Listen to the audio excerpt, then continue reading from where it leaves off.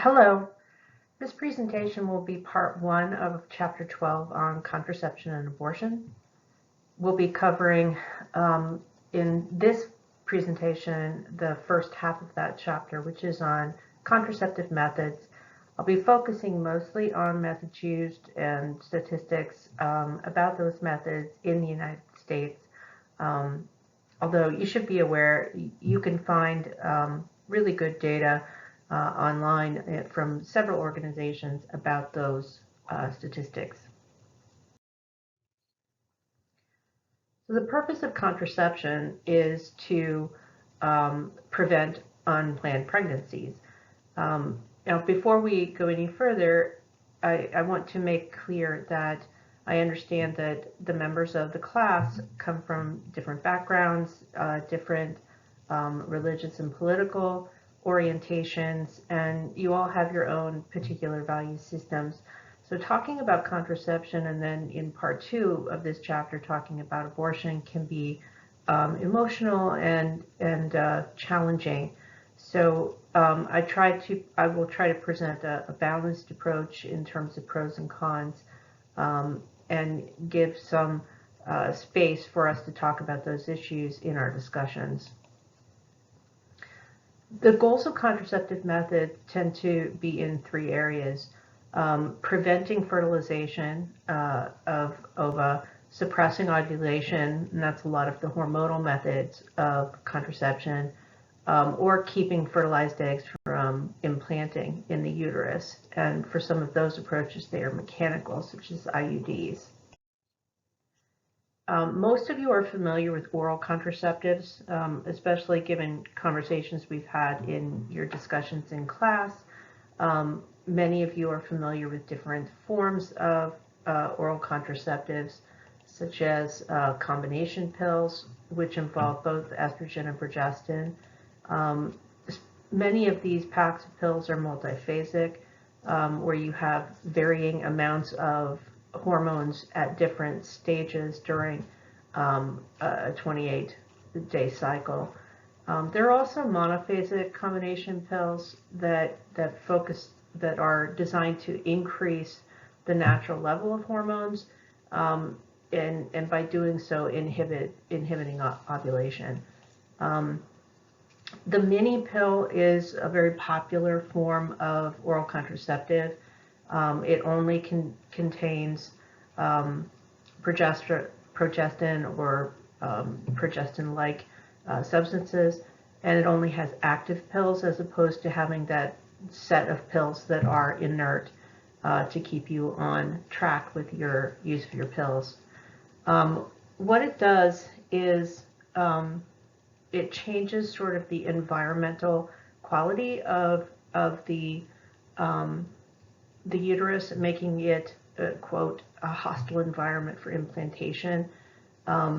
It also changes sort of the chemical properties of the environment, making it hostile to sperm, so it makes them less likely to survive. The mini pill, one of the downsides to it is that it doesn't always prevent ovulation. So, in conversation with a physician, women have to kind of make decisions as to whether or not that's going to be an effective approach for them. There are also injections and implants. These are still hormonal methods, so they're designed to manipulate the body's likelihood of ovulation and implantation. Implanon and Nexplanon have been on the market for quite some time, and basically you're having a small rod, a plastic subdermal implant placed under the skin, usually under the arm, on the underside of the arm. It's designed to release progestin and another hormone called etonogestrel, and it's designed to provide long-term prevention of pregnancy. When it's without complications, it can provide up to 3 years of protection for women. Another kind of long-term solution is a Depo-Provera shot. It's a synthetic hormone. It mimics the action of progesterone, and it's injected to provide up to 3 months of pregnancy protection, and fairly high rates of success. Vaginal rings are another hormonal approach, and basically you have a small flexible ring that contains hormones that then are released slowly over a period of time. Insertion of the ring, such as the brand name NuvaRing, provides a month of pregnancy protection. There are also transdermal patches, which allow the infusion of hormones into the body through the skin. There are a number of these out on the market. Probably the Ortho-Evra may be the most well-known of the patches, but there are also some combination patches that are worn for a period of days and then replaced with a new patch. So what these offer are something that you can place and then rely on for a week at a time without having to remember to take a pill every day. But still, you do need to change it every week, and also be careful about it being displaced or otherwise made ineffective. Now, we've talked in class a little bit about why aren't there male methods of birth control other than the use of condoms or surgical procedures for sterilization. Well, there's been efforts to find male hormonal methods of contraception, but those have been challenging. At the moment, there is no male pill available on the market, although in recent months there have been news reports about the coming availability of a pill that can be taken by men with high levels of effectiveness. So you'll have to stay tuned for finding out about that. There are injectable testosterone alone methods, and clinical trials have shown that these can be effective. Although there are a lot of urban legends out there about what these injectables are like. So make sure that you fact check information that you find out about the injections, and also fact check information about male pills that may be available on the market. Another product that has become available in recent years is called Vasal Gel, and this is not a hormonal method, but it's another technique that's available. It involves a polymer that's inserted into the vas deferens, and it blocks sperm from being transmitted then through the ejaculate. As our conversations in class have shown, you're all very familiar with the use of a condom. For college students, this is their most reported method of male contraceptive. Typically, these condoms are made of latex or polyurethane or I can't ever pronounce this, polyisoprene. They can also be made out of natural membranes, although those are not recommended and they're not very common, at least not in the US market. Polyisoprene can be used with oil-based lubricants, so it can be used by people who are allergic to latex, for example. It does provide protection against HIV and other STIs, and some people report that it allows for greater sensitivity. As I mentioned before, natural membranes and high ick factor here, made of sheep intestinal lining, they're not particularly effective for either pregnancy prevention because they're inconsistent in terms of their strength. They're also inconsistent in terms of permeability, and they're not very useful for preventing STIs. So strongly don't recommend using natural membrane condoms. The female condom is somewhat newer to the contraceptive market, having come out primarily in response in the United States market and in parts of Asia and Africa in response to the AIDS crisis. It was designed to give women more control over STI and pregnancy prevention. Basically, the female condom is a lubricated polyurethane device that has rings at both ends. They're flexible rings. One is inserted vaginally, and it poses a barrier to the cervix. And then the other ring remains outside the body. So that in penile-vaginal sex, the penis would be inserted into the female condom while it is inside the woman's body. This provides pregnancy prevention and also protection against HIV infection and other kinds of sexually transmitted infections. One brand name that is new or relatively new, the FC2, is a nitrile version instead of polyurethane, and it's argued to have some advantages in terms of comfort and usability. Another part of the sort of arsenal of contraceptive methods, there are spermicides that can be applied vaginally. These come in a lot of different forms. Sometimes they're gels or foams that can be administered prior to sexual intercourse, and they're designed to prevent live sperm from entering the cervix. So it requires some planning. It requires that individuals, before they have sex, place the devices. Sometimes they're like a hard capsule that then dissolves with body heat. Sometimes they're a foam, or they can be in the form of a sponge that is soaked with the spermicidal jelly or liquid.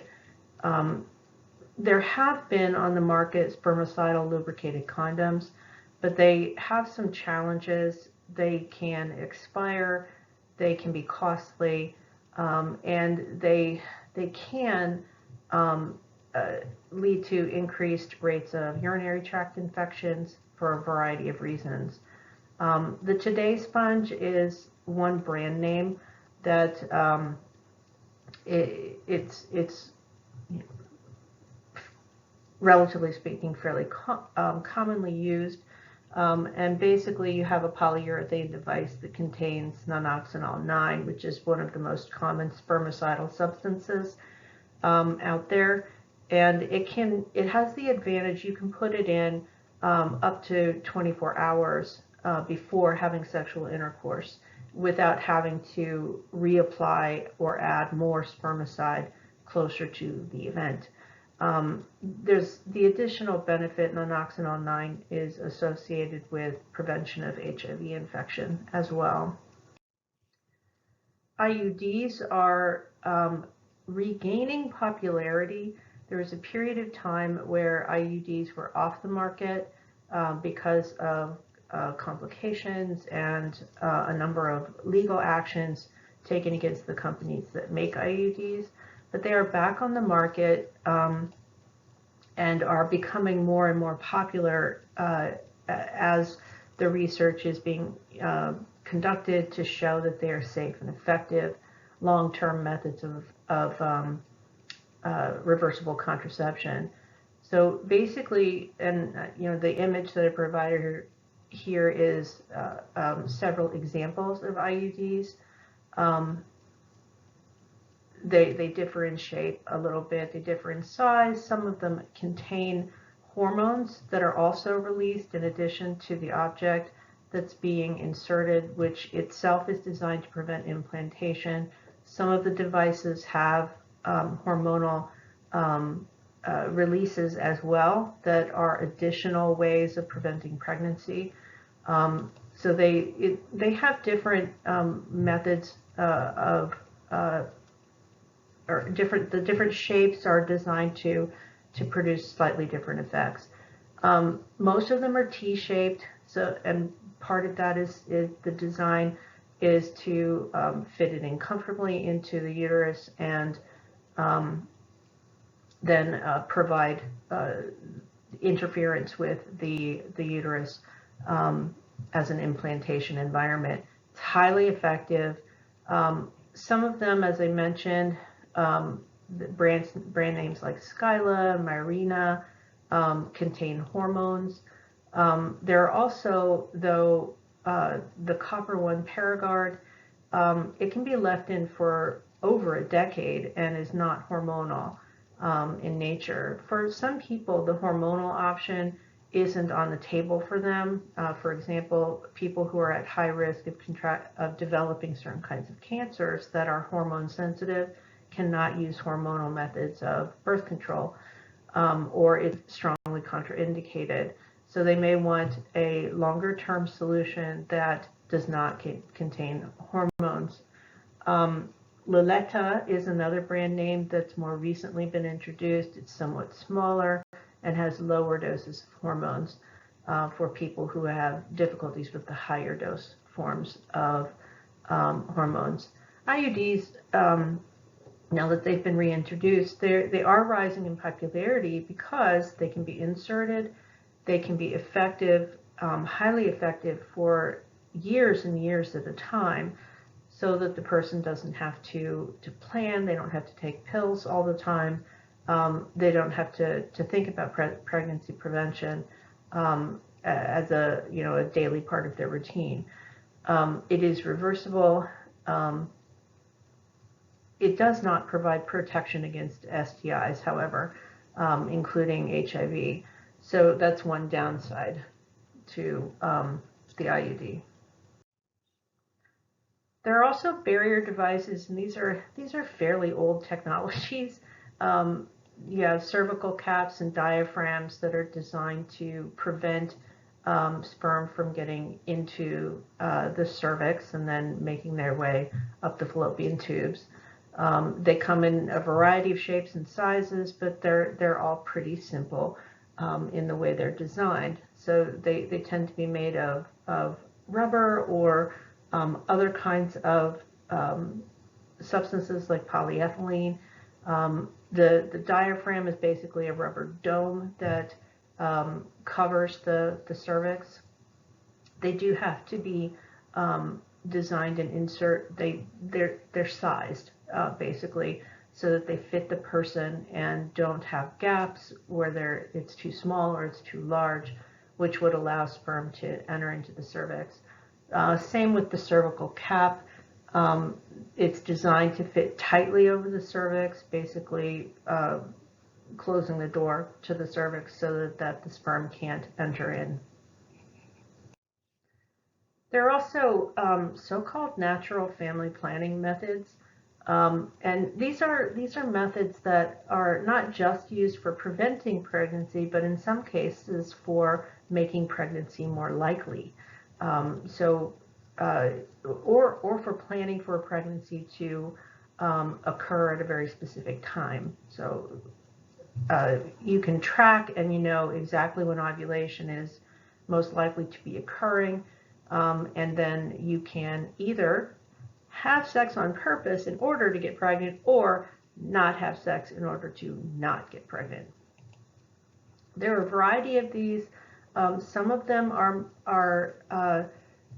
very simple and straightforward. Others are more complicated. Periodic abstinence means exactly what it says, not having sex during the fertile period. And for some people who practice this, they they have sex during the 2 weeks when it's unlikely that the person is ovulating, and they do not for the other 2 weeks of the cycle. There's a calendar method where you can simply keep track of when menstruation occurs and then calculate out the days when it's most likely that during that person's cycle that they will be ovulating. Now, this really is only effective if you have a person who has very regular or predictable cycles. The calendar method is less useful when you have people who have highly variable cycles. Some are shorter, some are longer. That means your ability to predict when ovulation occurs is going to be more limited. You can do basal body temperature, and this is something that people who are struggling to get pregnant will often do this in order to kind of track much more carefully when their temperature starts to change. And doing this, you do it first thing in the morning. You wake up, you take your temperature, and you plot it on a graph. And there's a reliable, predictable pattern of when the temperature shifts, and that's when ovulation occurs. Another method, and often, for people who are having difficulty getting pregnant, they often combine the calendar, basal body, and cervical mucus methods. Cervical mucus changes over the course of the cycle.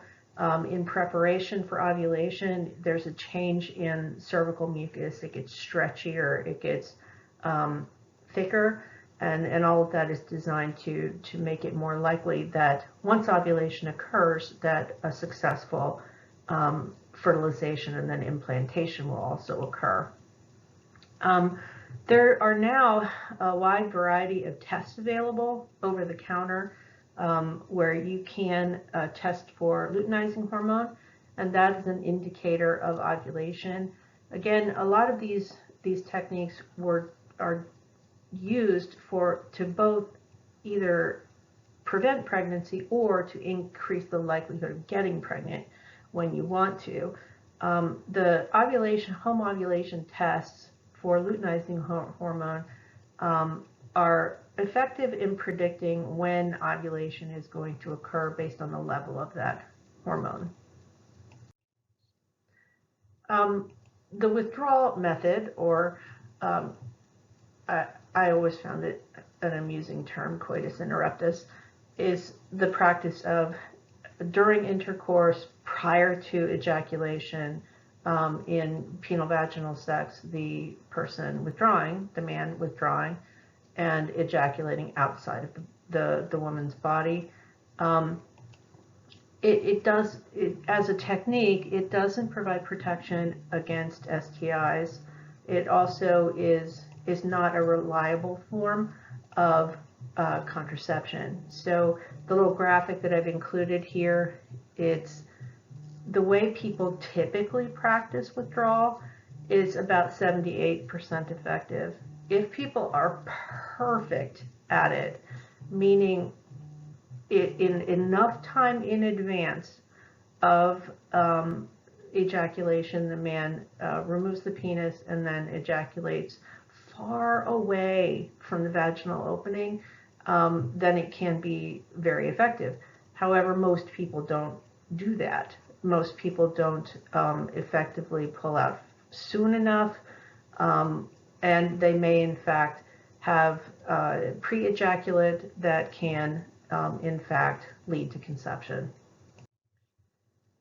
Now, there are a variety of forms of what are called emergency contraceptives, where either in the case of an accident, maybe a condom failure, or forgetting to take pills, or in the event of rape and sexual assault, there are times when emergency contraception is warranted. There are a variety of options, as this handy infographic shows, and these are the same kinds of devices that are described in your text. The Paragard, it means that you're inserting an IUD of a specific form after unplanned sex. It can be placed within 5 days of the event, which is helpful. You know, if you have a person who has been assaulted, it's possible they have delayed, they haven't gone to a hospital, they haven't talked to a provider, but now they're ready to do that. So they go in, it can be implanted within 5 days. It does have to be placed by a doctor or a nurse practitioner. It keeps working, is very effective birth control, and it's almost 100% effective in preventing the implantation of a fertilized egg. Where you can get it, it has to be gotten from a doctor or nurse at a clinic or at a hospital. Some of the other forms, the Ella technique, or not technique, the Ella pill, it's been found to be somewhat less effective for people with higher BMI ratings, although that research is ongoing. So, you know, if you're a person in that category, you'll want to do some research and some fact checking. So for women who are over 195 pounds or who have higher BMI numbers, it may be recommended to them that instead of the pill, the Ella pill, that they have an IUD implanted. The Plan B, and there are a number of generic versions of this, is like the Ella pill. It is somewhat less effective for people over 165 pounds. It does need to be used as soon as possible after unplanned sex, and you need to adhere to the instructions of how to use it for it to be effective. It can be very effective, but it has to be used appropriately. The Plan B can be purchased at a pharmacy without a prescription, and can be taken as needed.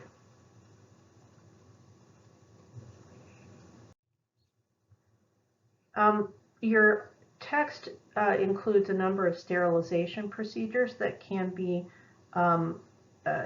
sought out by women who want to have a permanent solution to pregnancy prevention. Often female sterilization is sought when people are done having their families and they don't want to have any more children, and they want a permanent solution. Your authors mention oophorectomy, which is removal of the ovaries, or hysterectomy, which is removal of the uterus and the surrounding structures. Typically, though, removal of the ovaries and removal of the uterus are not something that you're going to do strictly for sterilization purposes. That's usually done for other medical reasons, such as cancer or endometriosis or a variety of other problems. Tubal ligation or tube tying or salpingectomy, another word I can have a great deal of trouble pronouncing, is basically this, and there are a number of different ways that it's done. Basically, the fallopian tubes are cut and then the ends are tied. Sometimes they're clamped or cauterized so that eggs can't move down the fallopian tubes. It's, as I mentioned before, it's called tubal ligation or tying of tubes. It was more popular in previous generations than it is now, but it's still done. There was a procedure called Essure, and this version of your textbook, it probably in the next iteration will note this change, but Essure involved the insertion of kind of a coiling metal device into the fallopian tubes, and it was designed to cause scar tissue to develop, which would essentially block the fallopian tubes. It was described as a permanent method of sterilization, but there were a number of problems with it, and the company that made it took it off the market. Male sterilization techniques, the vasectomy is the primary one of those. It's a minor surgical procedure. It's done outpatient. and basically the vas deferens are cut, and that way no more sperm can enter into the penis. It doesn't affect sexual performance. It doesn't change that. It doesn't mean there's no ejaculate. There are some urban legends out there about that. It doesn't change hormone levels. It does nothing of that kind. It simply prevents sperm from being added to the ejaculate. It can, in some cases, be reversed, although success rates for those reversal procedures vary. Now, to finish up, the Guttmacher Institute, and if you're interested in research on contraception and abortion, the Guttmacher website is a very helpful one. Just for transparency purposes, Guttmacher does tend to lean in the direction of contraception and abortion rights. So just to be clear, but they are seen as one of the clearinghouses for research on these topics. And I found this graphic helpful, looking at the use of various birth control and contraceptive methods. It gives you the statistics here for how many women in the United States, and this research was done in 2014, so it's due to be repeated soon. But you can see just the varying numbers of women who are using various types of approaches to contraception, and which ones they're finding to be the most effective. Now, I believe that I gave you a link to this. I'll check and make sure, but you can peruse some of their other findings on their website as well. So again, that's the Guttmacher Institute, and this adds to information presented in your text that shows the varying levels of use of different forms of contraception. But I like the way it's laid it out in terms of what percent of women in their reproductive years, between 15 and 44 on average, are using these various forms of contraception. And you can see the percentages there, and then the percentage of women at risk of unintended pregnancies who are using these various techniques, and then finally the percentage of all contraceptive users who are using the various techniques. So that concludes this portion of our chapter on contraception and abortion. The next installment we'll be talking about abortion. And in that presentation, I'm not going to stick so close to the text, but instead I'm going to focus on data from a number of organizations about the status of abortion in the state and in Ohio, in the U.S. and internationally.